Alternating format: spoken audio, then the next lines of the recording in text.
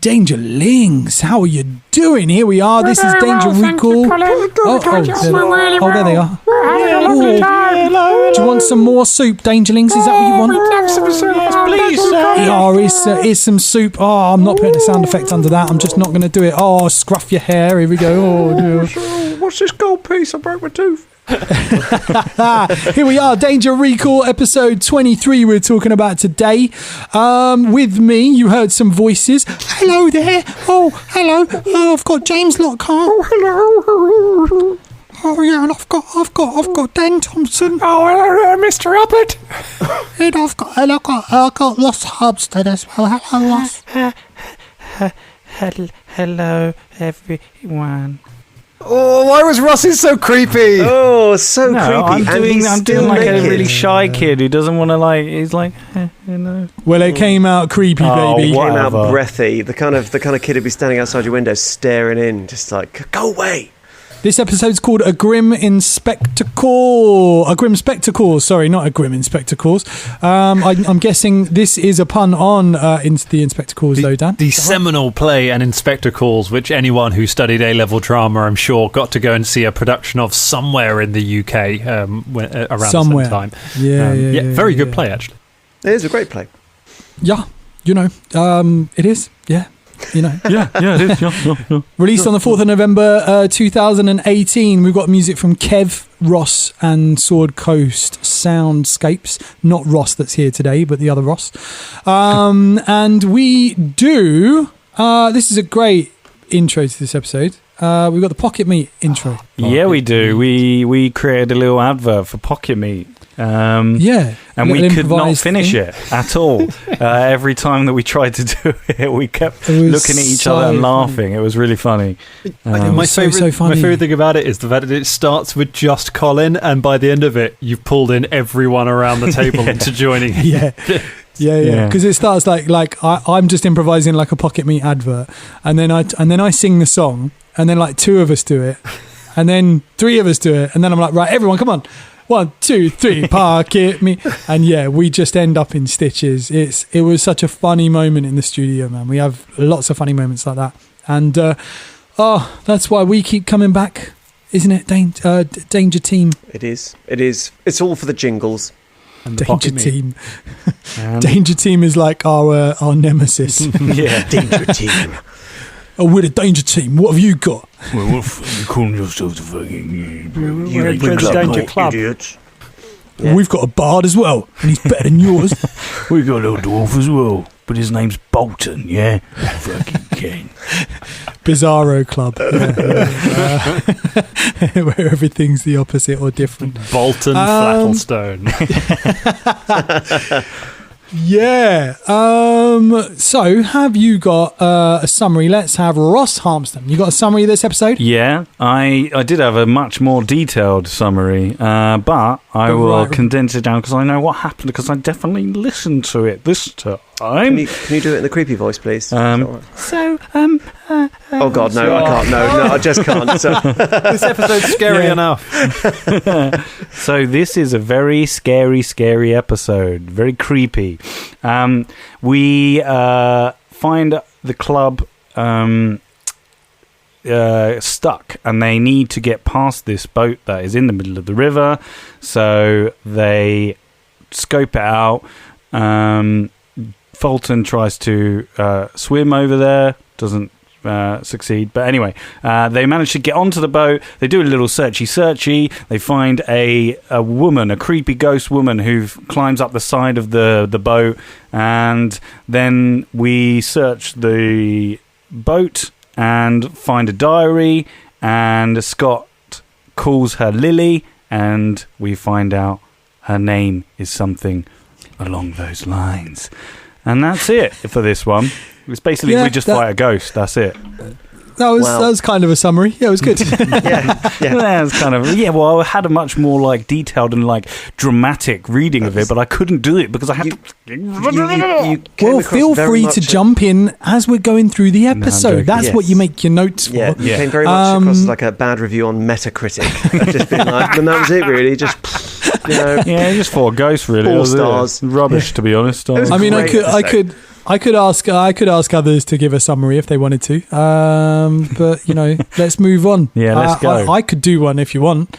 No, nobody wants it. All right, okay. What do we talk about in the preamble? We've got these impressions, which is brilliant. And these impressions, this is like a 5-6 minute impression bit where we're all doing impressions, and it's brilliant because it's before I started cutting those bits up and using them as intros. Yeah. So we just have this massive long intro, which is great. We start with Sean Connery, then we move on to Roger Moore. I love your Roger Moore impression. I really like it.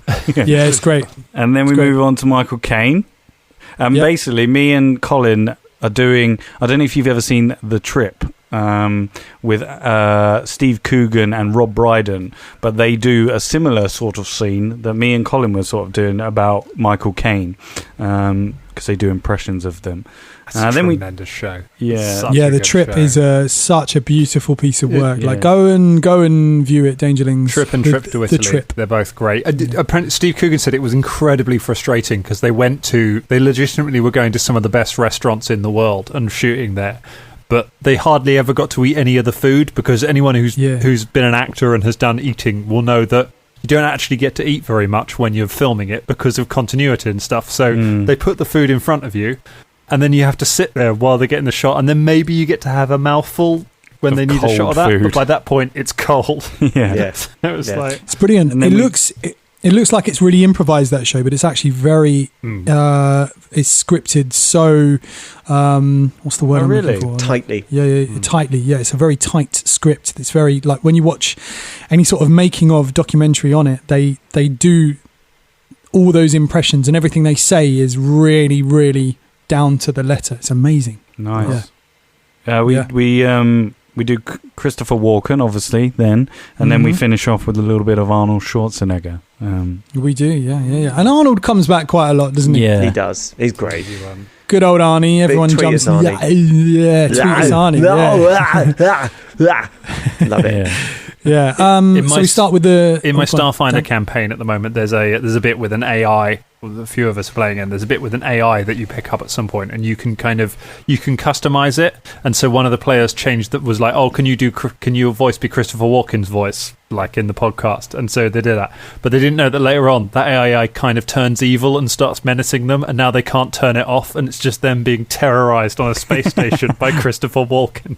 Nice. It's tremendous. Yeah. So we start with the rain falling sound, another sound effect that I found, which I loved. It's just that rain falling on the deck of the boat. To which Shania and Philippe goes up into the crow's nest with a banana, and Caragor tries to get one from him. That's a really nice moment. The whole banana bit where they're up in the crow's nest with the handle animal. Which I didn't realise, as you were saying in the last episode, that there's already a guy up in the crow's nest as well. Yeah. So it's just so the guy's just sitting there watching it. It's like crowded on this crow's nest. Yeah. The elf maiden, again, giving shit to M just all the way through this. There's no sign of anyone on the boat, but Fulton jumps off and he's still naked. He just jumps into the water again. And then when he comes back up, we tell him he needs armour and stuff, so he gets all that sort of stuff. I start drowning as well. You do start drowning, yeah. Fulton starts drowning until M kind of picks him up again. You give elves a bad name. Nice. Yeah, that was good. I haven't deep dived on that at all, but I like that bit. That was nice. Another one of Scott's improvisations. Love those. Mm-hmm. He does "Hey Big Boy." Does anyone want to explain what that's from? Hey Big Boy. Hey. I don't know. It's just something you do. You know what? Well, you do. But yeah, go on, Ross. So Scott, back in the day, I used to do I still do impressions, but one of them was Gordon Ramsay, and a thing that you pick up on Gordon Ramsay is he says "Hey Big Boy" a lot, and I used to do it in an immersive club that me and Scott and Dan and James worked in, and there was a sketch that we did where I would go, "Hey, yeah, big boy, listen, yeah, hey, big boy, look at me, yeah, hey, don't look at me, yeah, big boy, yeah," and it's just an exaggerated version of a Gordon Ramsay impression. So that's where, and we sort of mention it. We don't mention it as much anymore because it's not as fresh in our minds because none of us work there anymore. But back in the day when we used to work there, we would mention it quite a bit because it was funny. Yeah. So many impressions in this one. So many impressions. It's a very impression-y heavy episode, isn't it? I've got a mate who used to work at Claridge's. He was like head chef at Claridge's, which is one of Gordon Ramsay's restaurants. And he went to Claridge's with his brother to have a meal, and then he saw Gordon Ramsay somewhere. And anyway, Gordon Ramsay came over and he went, "Have you heard about the kitchen? The kitchen, it's all burnt down. It's burnt down," like in front of his brother. He was like, "Oh, it's all burnt down." He was like, "No, I haven't heard anything." Well, yeah, kitchen's like, "No, I'm only joking. Good to meet you," and then walked off. And that was like. That was Gordon Ramsay's bants. Wow.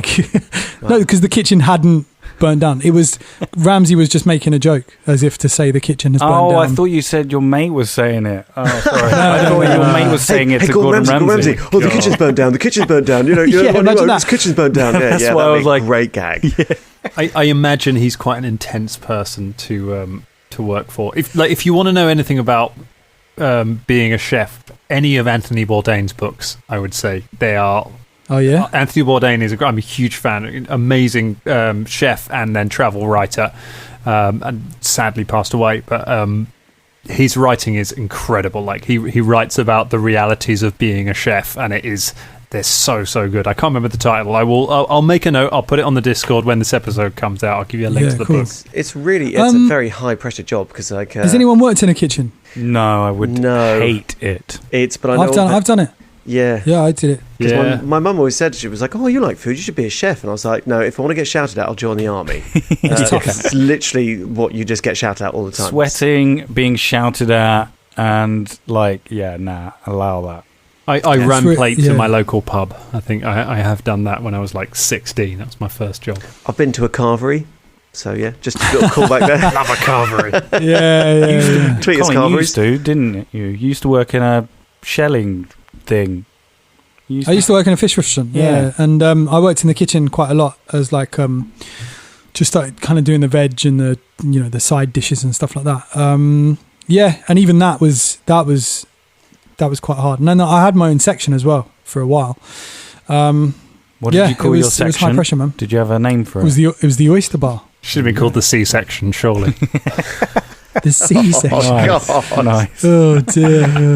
Anyway, all right. So Fulton gets a gold piece from the Elf Maiden because the Elf Maiden helps him. Sorry, Colin. I was just saying, like, was that? I couldn't remember if I started doing the child's voice in the last episode or if I did it. If I started doing it in this episode. No, you did mention it. You did sort of do it once in the one before. Yeah, that's his plan. Yeah. You did it to get the rum. Basically, you went. I'm a little kid and I have not tried rum before. Oh yeah, that's it. Yeah. So you get a gold piece, and we talk about the fact that you're like Jimmy Cranky now. If you don't know what that is, Jimmy Cranky is a Scottish comedy duo, but in the 1970s, it's sort of cabaret, kind of family jokes. They appear a lot in pantomimes, which I believe we've deep dived on before. They're husband and wife. They were husband and wife. But she plays a child. Yeah, she was a very diminutive Scottish actress, and he was a sort of normal-sized bloke. And they play "This Is My Son," and actually they were married.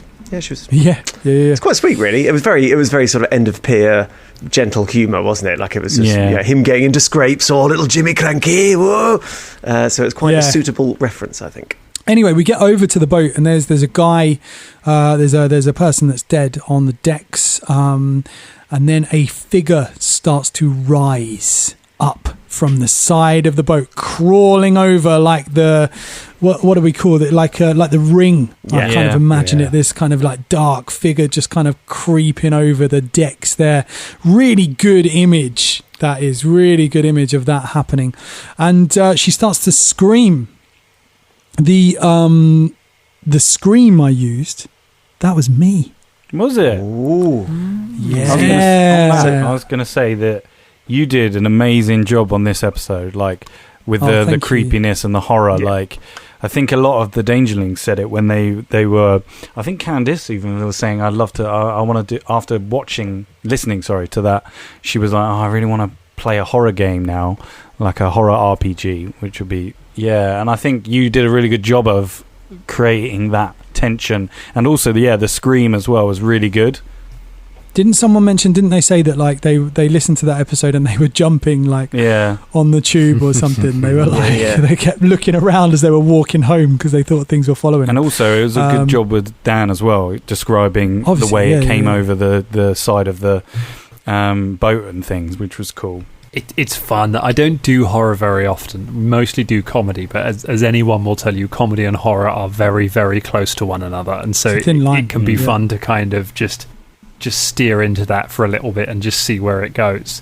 And it was kind of like it's fun when you get to do lots of setting stuff as a GM, because especially for the podcast, the job of the GM is to set something up so that you guys can be entertaining, basically. And I'm kind of like, I know you guys are going to turn this into Scooby-Doo, and like there's going to be the comedy is going to come from that. That's fine. So I can go fully into the horror and just make that totally straight. And I know that the reaction to it will play off nicely, and it did. I was really happy with that. It was really fun to do. I think to edit together was really fun because it was something different. We've been doing the carnival for such a long time, and that was a certain feeling. And then all of a sudden we're on this boat and using all these new sounds. I was really enjoying it, actually, editing it.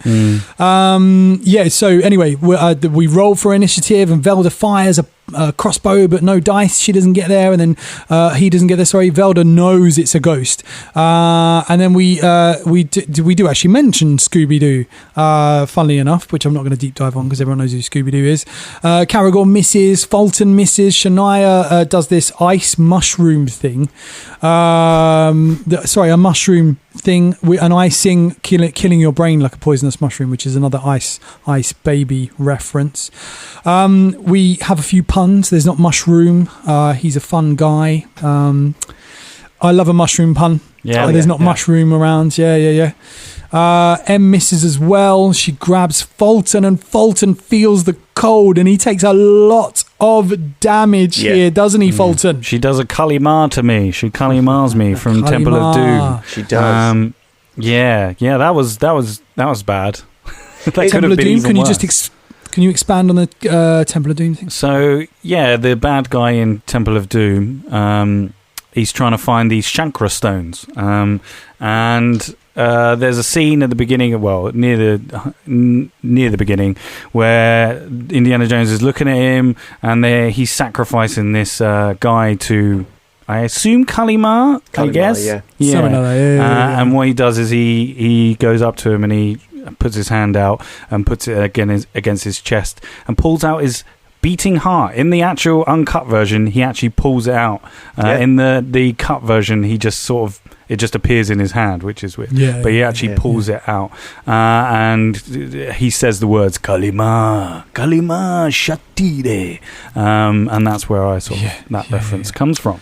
I only watched that a couple of months ago, and it came up on the streaming services. And even though I've seen that film 100 million times, I actually watched it for the first time at the age of 40. And did you enjoy it? Yeah, really enjoyed it. It's actually really graphic. It's sort of similar to the effects they use at the end of Raiders of the Lost Ark. So there's a bit sort of like, his hand goes and like sort of goes into his chest. And like a model, isn't it? It is like a model, yeah. And when we were kids, me and my brother always thought he said shit in a B-day. He doesn't say that.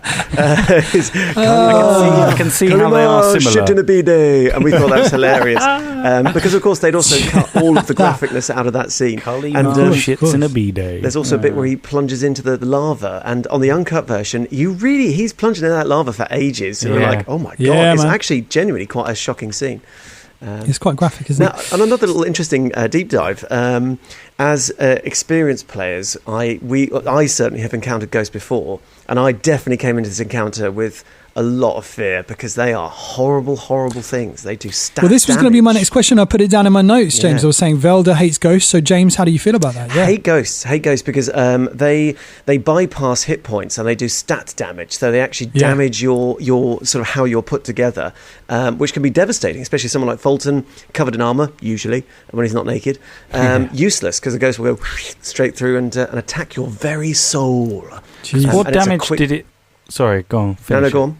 I was just going to say, what damage did it do it to? What stat damage did it? Was it Constitution? Constitution, I think. It was con damage, I think. Yeah. And then if it goes down to a certain level, you would just be dead outright, wouldn't you? Was it 10? Con is the most... No, con is the dangerous one because if you hit 0 in con, you are dead.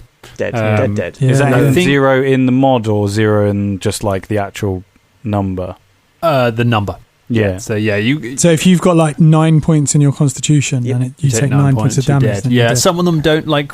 You get things like wisdom damage isn't so bad. Like if you hit 0 on wisdom, you just kind of fall into a catatonic state, or you just jabber, Okay. and you can recover from that with time. But yeah, con will kill you outright. So they're horrible. This was a stat wise, it was a shadow with a couple of tweaks made to it. So it was a higher level monster than you guys could fight. And I knew that you guys weren't equipped to fight it because it's not a combat encounter. It's about staying away from it while you solve the riddle and put it to rest. All right, so Velda fires a few magic missiles, which take. She gets a few bits of damage taken off her. We have some Thriller lyrics from Scott, which is really nice. Karagor fumbles. Shania does a flaming spear. M draws a sword and backs off. The ghost fades, but then comes back as they go towards the capstan. Sorry, and we need to solve a puzzle. We kind of. We sort of think about, and the ghost is watching Karagor because Karagor calls her Lily, pulls the name out of his arse. Yeah, just he goes, literally goes, "Hey you, yeah. I'm going to call you." Sorry, go on, Ross. No, go for it. He goes, "Oh, I'm going to call you Lily," Yeah. and he said that after the game. He just said, "You know what? I only did that because she was in the water." And I just thought, oh yeah, Lily's in the water. So weird. So weird. Yeah, she frowns. Really cool imagery. We check for traps. The ghost is watching Karagor completely all the time. We look into the darkness. There's down in the hatch, there's another body. So we go down. Body has broken bones, has probably fallen down there. And in the pockets, there's a diary. Karagor reads the entry and it says the name Lily Fenn. That for me was just amazing. Yeah, I love the Scott doesn't realise, and it was it was Drum that goes, wait, so when you said the name Lily Fenn, and then he literally goes, whoa, whoa, and that's such a good moment because that's so like. There's kind of like Scott's reaction, but also Karagor. Like he remembered that he was playing Karagor, so he's like, "Oh, doing it in character." It's really cool moment of like realize that totally real as well. People may think that was made up and that we made that up, but we did not make that up, and that was a live reaction. There were millions. We were all sitting there. I remember sitting in the studio and just looking at him, and everyone looking around at each other and going, "Oh my god!" And him just reading it, and he sort of put the note down. And when Drum said that, he was like, "Whoa!" Yeah. And like it genuinely was a surprise to him. Like he didn't even register it when he read the name Lily. And Dan couldn't. And when obviously he originally said Lily, you had to be like, "Cool, yep." She looks at you, and then she sort of just stands there. I bet you must have been losing your mind. Oh my god, I was going nuts as soon as he'd said that, and I was just like, hint at it, don't do too much, wait, they're going to find the diary entry any minute, and it's just like, and it should be said, this is the only time in the history of the podcast that Karagor's habit of doing that benefited the party, because so many times you meet someone and they're like, "Hello, my name is Flembleberding," and he's like, "All right, I'm going to call you Philip." Yeah, like, well, now I hate you all because you won't use my name. That's so many times. It's insulting. It's just really rude. And the one time, it's massively useful. Just that image of... I was just going to say, incidentally, Dan, I was just wondering, not that you may probably know now, but how much sort of damage did we do to the ghost all that, like when we were fighting it, before we went down in the hatch? Did we do any damage to it? You did a little 6 points of damage. Yeah, I think from the magic Velda. missiles got through. Yeah. But is she statted like really, like she got like 300 hit points? She wasn't. It was if you had been geared for it, it would have been a doable fight. Or if you'd had someone who had magic weapons or could make weapons magical, it would have been doable. It would have been tough. It's very tough with your kind of party setup. Like the only way you can do it is to kind of keep hiding below decks and then popping up and taking a shot at her and then running away. But also, she's not an idiot. Like she doesn't like going below decks because of what is below deck. She hates doing it, and that's why to start with you're safe when you go down there. But after a while, once she knows you won't come out, she comes down after you. So it's kind of like, so you can't just hide down there forever. You did a bit. but it really wasn't a one that you were going to solve through violence. And it was great, that image after they read the diary entry and then they look up through the hatch and Lily's just looking over. Yeah. And specifically at Caragor, creepy, at all of us, wide-eyed. creepy. And then the Halloween music comes in. It's just... And then I remember thinking, I'm going to do that. I'm going to use this. I'm not going to put the danger music in. I'm just going to leave this one playing. And it was so... I think it's the first time I did it. And it really works in the episode to hear that music at the end. The bit where you... where Caragor reads the note is because when I was listening to it, I was like, that's such a cool bit where the music crescendos to, you've put it a bit louder so that it's crescendoing as he's reading it to a really haunting moment, which is really cool. The sound of this one, I Ross said already, was absolutely top work. Top class. Yeah. Oh, it was fun. So much fun. I think we probably all got mics by this point, and I'm not sure if we're all wearing headphones, but maybe we are by this point. I'm not sure. We recorded it here at Danger Towers, so we were quite. I know we didn't. We were quite. I know we didn't all have headphones. I don't think we were. Yeah, but we were getting to that point where we're like space and kit and equipment and stuff like that. So we were getting there. But it was lovely. Yeah, it was really nice. Good stuff. Well, that's that episode. Brilliant. Really, really good. Yeah. Yeah, loved it. Really nice. That was really good fun. That was a good one. How about we give it a couple of episodes to the end of this little story arc, so 25 or whenever it is that we finish with the boat, and at the end of it all, I will tell you the story of Lily Fenn, and I will tell you what happened. Yes, please. Yeah, that'd be great. And I am looking forward to the explanation of the Biston Bear. Yeah, please. I better come up with it. I do know. I do know it. Because I think I got it, but we'll see. I know we need to clear it up. Yeah. Dangerlings, there's a lot to be cleared up here, a lot to be talked about. We've talked about 23. We enjoyed it. We loved it. We hope you did too. Go back and have a listen. We're getting some tweets about this run of episodes at the moment from a few people that are catching up. So let us know on the Discord. Get on the Discord if you need us. We're there to talk to you, aren't we? Aren't we, team? Yeah, we are. No, I don't want to talk to anyone apart this from... This is the Danger Team signing off. Hoss Ramsden, my guests. Aibur. That's Than Thompson. By good. And Joxy Foxy Hockhart. Le Hard Horse? I've been hole in your cupboard. Goodbye, Dangerlings. Bye, Happy Dangerlings. Halloween. Bye. It's not Halloween. Happy Bye. Halloween. Bye. Happy Halloween. See you at Comic-Con.